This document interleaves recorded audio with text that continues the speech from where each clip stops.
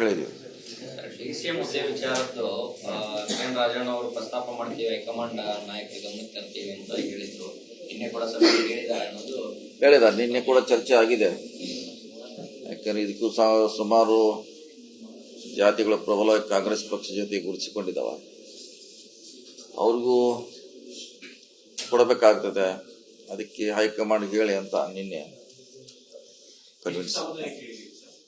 ಸಂಬಳ ಅಂತ ಆಗೇನಿಲ್ಲ, ಅವ್ರು ಮಾಡ್ಬೇಕಂತ ಅಷ್ಟೇ ಹೇಳಿ, ಅಷ್ಟೇ ಅಂತೇನಿಲ್ಲ, ಮಾಡಬೇಕು, ಅದನ್ನ ಡಿಸಿಷನ್ ತಗೋಬೇಕಾದ ಅವರು ಮಾಡ್ಬೇಕಂತ ಎಲ್ಲರೂ ಒಟ್ಟಾಗಿ ಹೇಳಿದೀವಿ.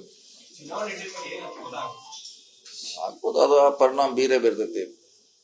ಆಯಾ ಸಮುದಾಯಗಳ ಮಾಡೋದ್ರಿಂದ ಆಗತ್ತೆ. ಯಾಕಂದ್ರೆ ವೋಟ್ ಬ್ಯಾಂಕ್ ನಮ್ದೇ ಡೌನ್ ಟ್ರೇಡ್ ಕೆಳವರ್ಗ ಇದ್ದೇ ಇದೆ. ಅವ್ರಿಗೂ ಕೂಡ ಪ್ರಾಮುಖ್ಯತೆ ಸಿಕ್ತಂದ್ರೆ ಕೂಡ ಅವ್ರಿಗೆ ಒಂಥರ ಯೂನಿಟಿ ಆಗಲಿಕ್ಕೆ ಅನುಕೂಲ ಆಗ್ತೈತೆ ರಾಜಕೀಯವಾಗಿ. ಅದಕ್ಕೆ ಒತ್ತಾಯ ಮಾಡ್ತಾ ಇದೀವಿ ನಾವು.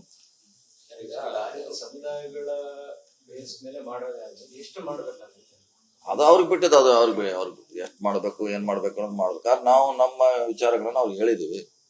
ಎಷ್ಟು ಮಾಡ್ತಾರೋ, ಹೆಂಗ್ ಮಾಡ್ತಾರೋ, ಯಾರಿಗೆ ಕೊಡ್ತಾರೋ ಅನ್ನೋದು ಅದು ಹೈಕಮಾಂಡ್ ಬಿಟ್ಟಂತ ವಿಚಾರ. ಅದು ಬಹುತೇಕ ತಮ್ಮ ಬೇಡಿಕೆಯಲ್ಲಿ ಲೋಕಸಭೆ ಚುನಾವಣೆಗೆ ಮೊದಲು ಮಾಡಿದ್ರೆ ಅನುಕೂಲ ಅನ್ನುವಂತ ಬೇಡಿಕೆ ಹೌದು. ಅದಕ್ಕೆ ಪೂರಕವಾಗಿ ಸ್ಪಂದಿಸಿದಾರ ಹೇಳ್ತಾ ಅಂತ ಹೇಳಿದಾರೆ. ಯಾಕಂದ್ರೆ ಅವ್ರೊಬ್ರೇ ಅಲ್ಲ, ನಾನು ಇನ್ನು ಡೆಲ್ಲಿಯಲ್ಲಿ ಅಧ್ಯಕ್ಷ ಇದ್ದಾರೆ, ರಾಹುಲ್ ಗಾಂಧಿ ಇದ್ದಾರೆ, ಸಿ ವೇಣುಗೋಪಾಲ್ ಇದ್ದಾರೆ, ಅವ್ರೆಲ್ಲ ಡಿಸಿಷನ್ ತಗೋಬೇಕಾದ್ರೆ ನಿಮ್ಮ ಅನಿಸಿಕೆಗಳನ್ನ ಅವ್ರಿಗೆ ಹೇಳ್ತೀವಿ ಅಂತ ಹೇಳಿದ್ದಾರೆ. ಸೊ ಇನ್ನು ಮುಂದೆ ಆ ಕಡೆ ಅವ್ರಿಗೆ ಬಿಟ್ಟಂತ ವಿಚಾರ ಇನ್ನು ಮುಂದಿನ. ಈಗ ಸಿಎಂ ಮತ್ತು ಡಿಸಿಎಂ ಆಯ್ಕೆ ಸಂದರ್ಭದಲ್ಲಿ ಹೈಕಮಾಂಡ್ ಮತ್ತೆ ರಾಜ್ಯದ ಇಬ್ಬರು ನಾಯಕರ ಮಧ್ಯೆ ಒಂದಷ್ಟು ಮಾತುಕತೆ ಆಗಿತ್ತು. ಅದರಂತೆ ನಡ್ಕೊಳ್ಬೇಕಾಗುತ್ತೆ ಅನ್ನುವಂತ ವಿಚಾರ ಬಂತ ಸರ್ ಪ್ರಸ್ತಾಪ?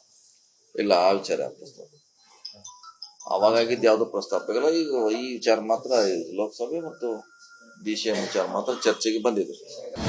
ಅನುಕ್ಷಣದ ಸುದ್ದಿಗಳಿಗಾಗಿ ವಿಸ್ತಾರ ನ್ಯೂಸ್ ಯೂಟ್ಯೂಬ್ ಚಾನೆಲ್ ಸಬ್ಸ್ಕ್ರೈಬ್ ಮಾಡಿ. ಹೊಸ ಸುದ್ದಿಗಳ ನೋಟಿಫಿಕೇಶನ್ಗಾಗಿ ಬೆಲ್ ಐಕಾನ್ ಕ್ಲಿಕ್ ಮಾಡಿ. ಲೇಟೆಸ್ಟ್ ಅಪ್ಡೇಟ್ಸ್ಗಾಗಿ www.vistaranews.com ವೆಬ್ಸೈಟ್ಗೆ ವಿಸಿಟ್ ಮಾಡಿ.